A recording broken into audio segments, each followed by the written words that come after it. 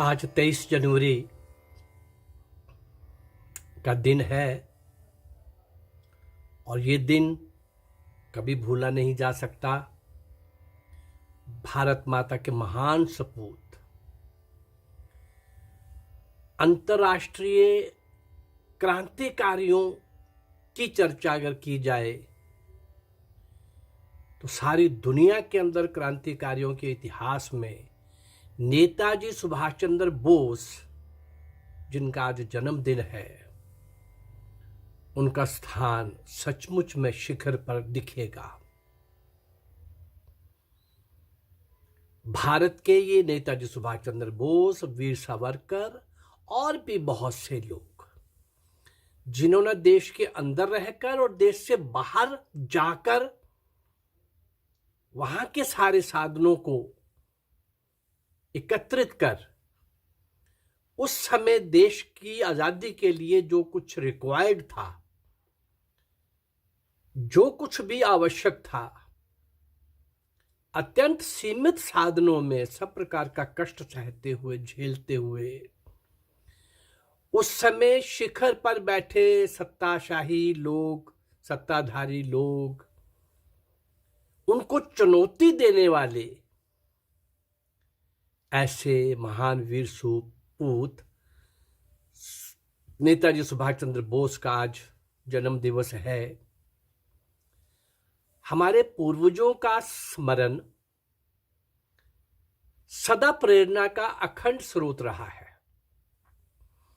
उनकी जीवनियों का अध्ययन हमारे लिए सदा ही शिक्षाप्रद, मार्गदर्शक सिद्ध हुआ है।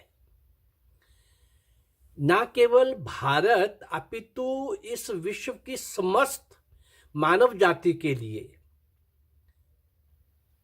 समस्त मानव जाति के लिए महापुरुष, पूर्वज, प्रेरणा के केंद्र हमेशा ही वो जीवित भी रहते हैं और इतिहास में उनको प्रमुख स्थान भी मिलता है।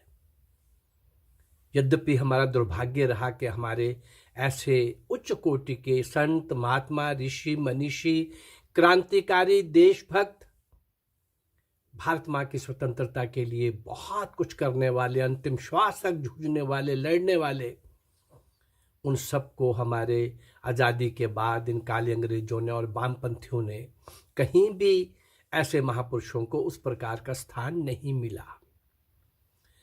यद्यपि सुभाष के स्थान का जहां तक संबंध है, वो भारत और दुनिया के कोने कोने में नेताजी सुभाष चंद्र बोस हृदय सम्राट है।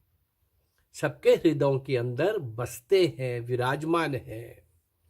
बड़ी कोशिश की काले अंग्रेजों ने, अंग्रेजों से यहां तक पैक्ट किया, एग्रीमेंट किया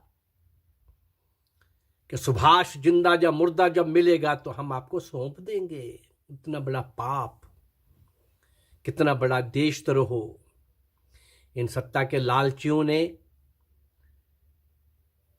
इन सत्ता को बहुत जल्दी पाने की चक्कर में और अंग्रेजों के द्वारा ये स्पॉन्सर्ड लीडर को सत्ता सौंपने के चक्कर में सुभाष का सौदा कर रहे थे ये काले अंग्रेज अंग्रेजों के साथ।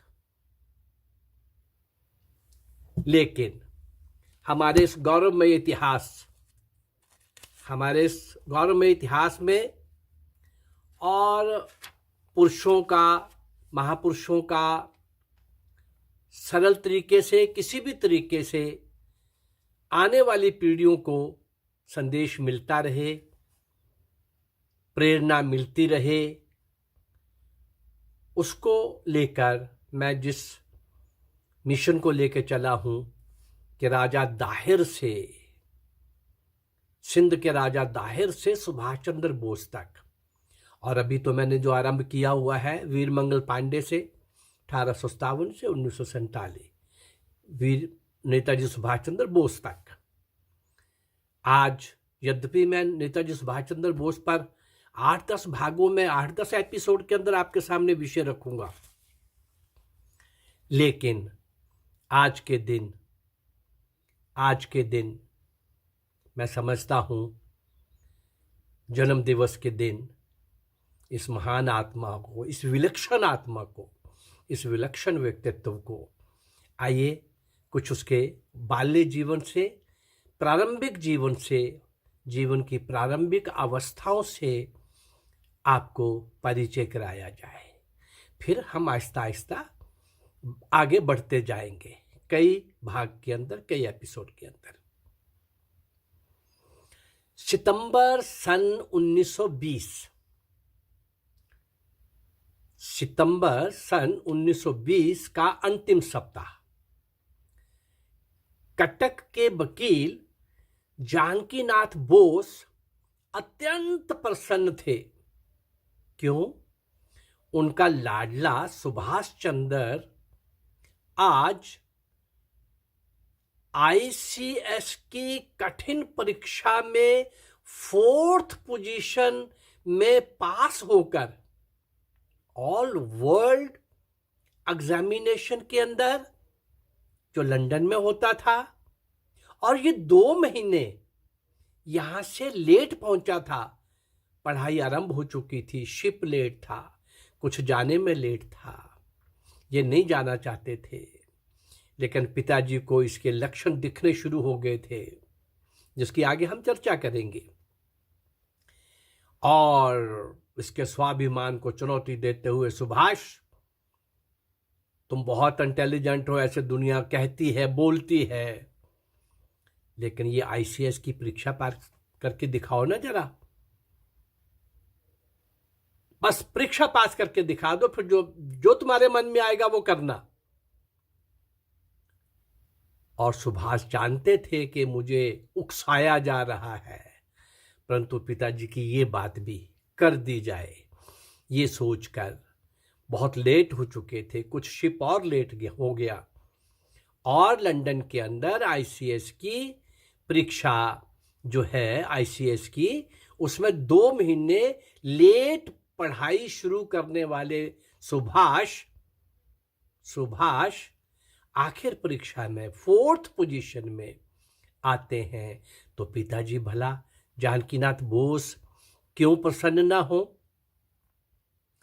अभिमान के साथ सबको कहते थे, मेरा सुभाष बहुत बुद्धिमान है, बहुत इंटेलिजेंट है। पहले तो इस परीक्षा में बैठने को उसका मन ही नहीं था, मैंने जबरदस्ती उसको तैयार किया, और फिर जहाज भी यहां से भी लेट और पहुंचा भी लेट।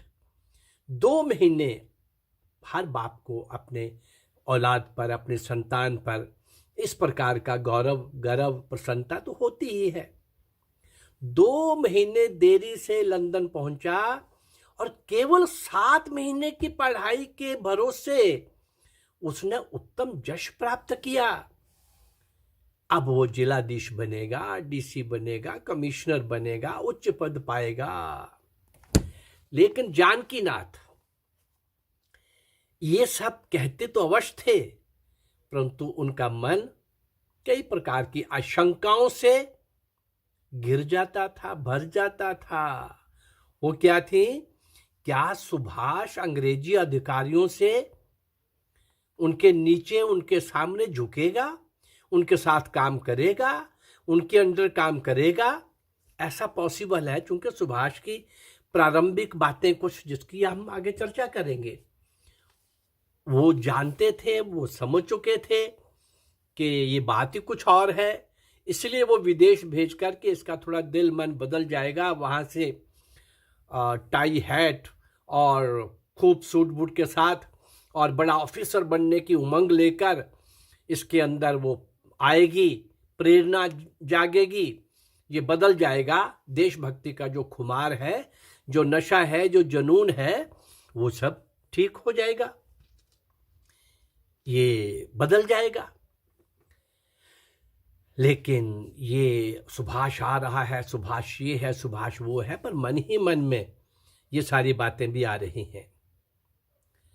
क्या वो अपने ध्येय को, अपने विचारों को बदलेगा? सुभाष के पूर्व जीवन के प्रारंभिक जीवन के कई प्रसंग जानकीनाथ बोस की आंखों के सामने एक रील की तरह घूम जाते। दोनों बातों के अंदर लेकिन एक बाप के नाते गर्व और गौरव के साथ, प्रसन्नता के साथ उद्घोषणा भी करनी है कि मेरे इस पुत्र ने 4th पोजीशन प्राप्त की है, और दूसरी तरफ मन ही मन में ये डर कि वो वैसा ही होगा कि कुछ बदला होगा।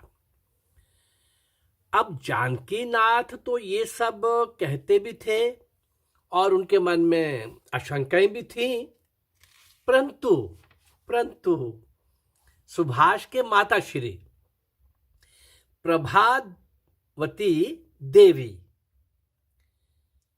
जिन्होंने बड़ी मनौतियां मांग रखी थी, अरे वो आएगा, ऑफिसर बनेगा, शादी होगी, बहू आएगी और मेरा बेटा बहुत बड़ा ऑफिसर बनेगा, ऐसा कई कुछ संजो के रखा हुआ था, बहुत बड़ी पे मिलेगी। हर माँ के मन में अपने बेटे के लिए ये सारी बातें थी ही थी। मैं बड़े ठाट बाट से उसका विवाह करूंगी, बड़ी शान से। परंतु क्या वह नौकरी करेगा? वह तो बचपन से ही स्वाभिमानी और बड़ा जिद्दी है। ये शंका मां के मन में भी चल रही है। माता पिता के मन की आंखों के सामने सुभाष के पूर्व जीवन के अनेक चित्र साकार होने लगे, द्वंद्व चलने लगा। दोनों तरह की बातें, चूंकि सुभाष का वो प्रारंभिक जीवन देख चुके थे। सुभाष का जन्म कटक नगर में 23 जनवरी 1897 को हुआ। जब वे 5 वर्ष का हुआ तब उसे प्रोटेस्टेंट यूरोपियन स्कूल में एडमिट करा दिया गया, दाखिल करवा दिया गया। उस पाठशाला में अनेक अंग्रेज लड़के भी पढ़ते थे, मैक्सिमम। वे भारतवासी विद्यार्थियों को गालियां देते और उनको मारते। ये उस समय तक चल रहा था। एक दिन रिसेस के टाइम, हाफ टाइम, अंग्रेज बच्चे मैदान में खेल रहे थे। सब स्वदेशी विद्यार्थी एक पेड़ के नीचे बैठे थे, उस खेल को देख रहे थे। सुभाष ने उनसे पूछा, क्यों भाई, तुम्हारा मन नहीं करता खेल खेलने को? लेकिन उन्होंने कहा, मन तो बहुत करता है, परंतु वे अंग्रेज लड़के हमें मैदान में नहीं आने देते। यह सुनकर सुभाष ने कहा, क्या ईश्वर ने तुम्हें हाथ नहीं दिए? क्या तुम गोबर मिट्टी के बने हो? निकालो बॉल, गेंद निकालो। बच्चे पहले तो कुछ झिझके, परंतु जब सुभाष ने गेंद उछाली तब सब दौड़ पड़े। अंग्रेज बच्चे उन्हें रोक ना सके। 2 दलों में, दोनों में आपस में घमासान झगड़ा हुआ। भारतीयों ने अंग्रेजों को खूब पीटा, अंग्रेज बच्चों को। शिक्षक दौड़ पड़े, जो टीचर्स थे, प्राचार्य भी आए, सीटियां बजी, प्राचार्य ने कुछ समझाया, कुछ डांटा, सब अपनी कक्षाओं में चले गए। ठीक चौथे दिन अंग्रेज बच्चों ने योजना बनाकर हमला किया, आक्रमण किया भारतीय बच्चों के ऊपर। सुभाष के नेतृत्व में फिर उनकी खूब पिटाई हुई, ठीक ठाक पिटाई हुई अंग्रेज बच्चों की। प्राचार्य ने जानकीनाथ बोस, उनके पिताश्री को चिट्ठी लिखी, आपका पुत्र पढ़ाई में तो ठीक है, इंटेलिजेंट है, उत्तम है, परंतु वे गुट बनाकर मारपीट करता है, उसे समझाइए। ये लेटर लिखा उसके फादर को। पिताजी ने सुभाष को बुलाकर पूछा, भाई क्या है माजरा? पूरी घटना सुनाने के बाद सुभाष ने फिर पिताश्री को क्या बोला, अब आप भी प्राचार्य जी को चिट्ठी लिखें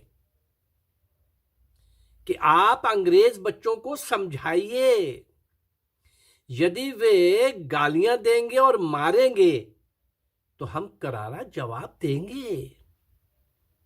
पिताजी आप भी उनको चिट्ठी लिखिए। सन 1907 की बात है। सुभाष के मामा उसे कलकत्ता ले गए।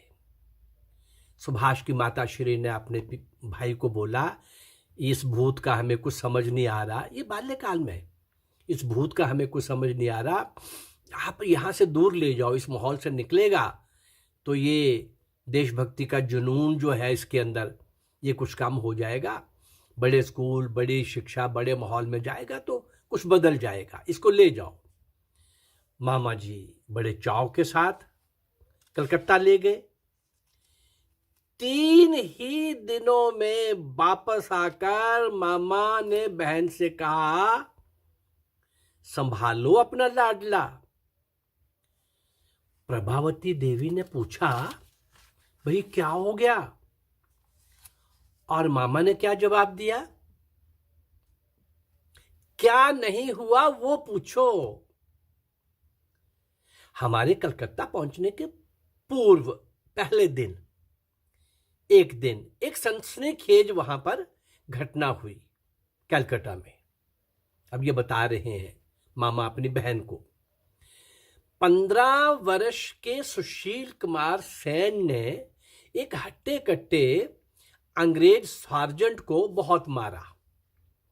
उसके एवज में उसकी सजा पब्लिकली किंग्सफोर्ड ने, जो उस समय वहां का ऑफिसर था, बाकियों को भी दहशत में लाने के लिए, डराने के लिए, धमकाने के लिए, कोई और हिम्मत ना करे, इस 15 वर्ष के विद्यार्थी सूर्य सेन को 15 बेंत मारने की सजा दी। लाठी से 15 बार उसको पीटा जाए पब्लिकली, ऐसा उन्होंने आके बताया। ये सब सुनकर, एक दिन पहले हो चुका था, ये सब सुनकर सुभाष ने एक ही जिद पकड़ी, मामा जी मुझे ना मिठाई खानी है, ना कपड़े लेने हैं, ना भोजन करना है, मुझे सबसे पहले सुशील कुमार सेन के दर्शन करने हैं। जहां सुशील कुमार को बेंत मारे जाने वाले थे वहां इसे ले गया। अभी दंड मिला था, बेंत भी मारे जाने थे, घोषणा हो गई थी और इसने सुन लिया था। ट्रेन में चर्चा हो रही होगी, इसके कानों में भी पड़ा होगा। वहां मैं इसे ले गया, भाई अपनी बहन को बता रहा है। चारों ओर भीड़ थी और उसे चीर कर सुभाष सबसे आगे जा खड़ा हुआ। हर मार के साथ सुशील कुमार तो गरजता था, बोलता था, वंदे मातरम, वंदे मातरम। इधर सुभाष काबू से बाहर हो रहा था। बड़ी मुश्किल से मैं उसे वहां से निकाल सका। लो संभालो इसे। इसमें तो आग, बिजली और तूफान तीनों का ही मिश्रण है, तीनों ही एकत्रित हो गए इसके अंदर। अरे बाप रे, एक चीज हो तो संभाले, आग, बिजली और तूफान, ये तो तूफान है, ये मेरे से नहीं संभलेगा। कलकत्ता से आने के बाद सुभाष चंद्र एक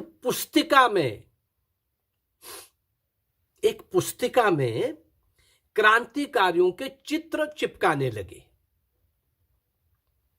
नाना साहब पेशवा 1857 के वो महान क्रांतिकारी, तांत्या टोपे, रानी लक्ष्मीबाई से लेकर आगे थोड़ा बढ़े, वासुदेव बलवंत फड़के, चाफेकर बंधु, प्रफुल्ल चंद्र चाकी, खुदीराम बोस, ऐसे अनेक क्रांतिकारियों के चित्र सुभाष की पुस्तिका में, कापी में चिपकाए हुए थे। और उस पर क्या लिखा था हर के पीछे, मुझे ऐसे ही जीना है, मुझे ऐसा ही करना है और ऐसे ही मरना है। सुभाष एक बार जानकी नाथ के, यानी इनके पिताश्री जी के रिश्तेदार पुलिस अधिकारी उनके घर आए उनके साथ उनके हाथ में बैठे हुए थे, सुभाष वहां नहीं थे, वो चित्र संग्रह है, वो कलेक्शन फोटोज की, क्रांतिकारियों की, उनके हाथ लगी और उसे जानकी नाथ को दिखाते हुए कहा, तुम स्वयं शासकीय पद चाहते हो, बच्चों के लिए ऊंची नौकरियां चाहते हो, और तुम्हारे घर में ये क्या पक रहा है, इसे घर में ना रखो, इस पुस्तिका को जला डालो। सुभाष के आने से पहले इस पुस्तिका को जला दिया गया। सुभाष के घर आने पर जब उसे ये पता चला, वह फूट फूट कर रोने लगा। 2 दिन उसने कुछ भी नहीं खाया। जनवरी सन 1909 में सुभाष चंद्र रहनशाह कॉलेजिएट स्कूल में भर्ती हुआ। अब तक के यूरोपियन स्कूल में बंगला का नाम तक नहीं था। इस यूरोपियन स्कूल में बंगला नहीं पढ़ाई जाती थी। रहनशाह में बंगला भाषा आवश्यक विषय था, यानी जिन स्कूल्स में वो पढ़ा था वहां बंगला नहीं थी। अब इसके अंदर बंगला जो है, इस स्कूल में, कॉलेजिएट स्कूल में बंगला आवश्यक थी, आवश्यक विषय था। और जो 6 मंथ हाफ ईयरली परीक्षा होती है, उस परीक्षा के अंदर एक निबंध आया गाय का, गाय पर निबंध लिखिए। अब उस निबंध में चूंकि बंगला ये जानता नहीं था भाषा, 50-20 गलतियां थी। दूसरे दिन शिक्षक ने चेक करने के बाद वो निबंध सारे बच्चों को सुनाया। सब लोग हंसे। ये फेल भी हो गया बंगला भाषा में, उस सब्जेक्ट में। यद्यपि शिक्षक को ऐसा नहीं करना चाहिए था, परंतु बच्चे हंसे भी और उसने सुभाष की इंसल्ट भी की, उन्होंने मजाक भी किया, टॉन्ट भी किया। उसने तुरंत ही फैसला कर लिया कि बांग्ला भाषा को अच्छी तरह से वो पढ़ेगा, और वार्षिक परीक्षा में बंगला में सबसे ज्यादा मार्क्स लिए। शिक्षक ने, टीचर ने उसे बहुत शाबाशी दी। इस विद्यालय में वैनी माधव नाम के एक ऋषि तुल्य शिक्षक थे। उनका जब तबादला हुआ तो इसको बड़ा दुख हुआ। उसके बाद भी इनका पत्र व्यवहार उस ऋषि तुल्य शिक्षक के साथ, जो बहुत प्रेरणा देते थे और सचमुच में सुभाष के अंदर विकसित हो रही देशभक्ति को वो और शेप देने की कोशिश करते थे। हाँ, उसी दिशा में बढ़ाने के लिए सुभाष को कुछ न कुछ डोज देते रहते थे, संस्कार देते रहते थे। यद्यपि ये बच्चा विलक्षण था और पूर्व जन्म से ही बहुत कुछ लेके आया था, लेकिन वो ऋषि तुल्य जो टीचर थे वैनी माधव, उनके जाने के बाद दुख तो हुआ, लेकिन पत्र के द्वारा सजीव संपर्क बनाए रखा। मुझे लगता है कि सुभाष चंद्र बोस के जितने भी एपिसोड बने उतने कम हैं, परंतु आज बाल्यकाल की इन 1-2 घटनाओं के बाद हम यहीं इसको समाप्त करेंगे, भाग 1 के नाते। फिर भाग 2, 3, 4, 5 देखते हैं कितने बनेंगे। मेरी तो सोच थी कि मैं लास्ट में लूंगा सुभाष को, परंतु 2, 3, 4 भाग अभी लेकर उनके जीवन की वो विश्वव्यापी कीर्ति की घटनाएं किन किन को मिले, कैसे कैसे मिले, अज्ञातवास में नजरबंद जब वो थे किस वेश में निकले, कहां से होते हुए वो टर्की से कैसे यूरोप के अंदर उन्होंने प्रवेश किया, किन किन उस समय के दुनिया के उभरते प्रसिद्ध नेताओं को मिले, और कैसे भारत में भारत के नागरिक जो वहां रह रहे थे। ये लंबी बहुत सारी बातें हैं। उनका जीवन अनथक था, बहुत परिश्रमी था, सारे विश्व को स्तब्ध कर देने वाला, निस्तब्ध कर देने वाला, हैरान कर देने वाला ऐसा व्यक्तित्व, सबके लिए आकर्षित व्यक्तित्व, सबके लिए मोहक व्यक्तित्व। किन किन नारों के साथ, किन किन विचारों के साथ सुभाष आगे बढ़े, इसकी चर्चा अगले एपिसोड में करेंगे। जय भारत।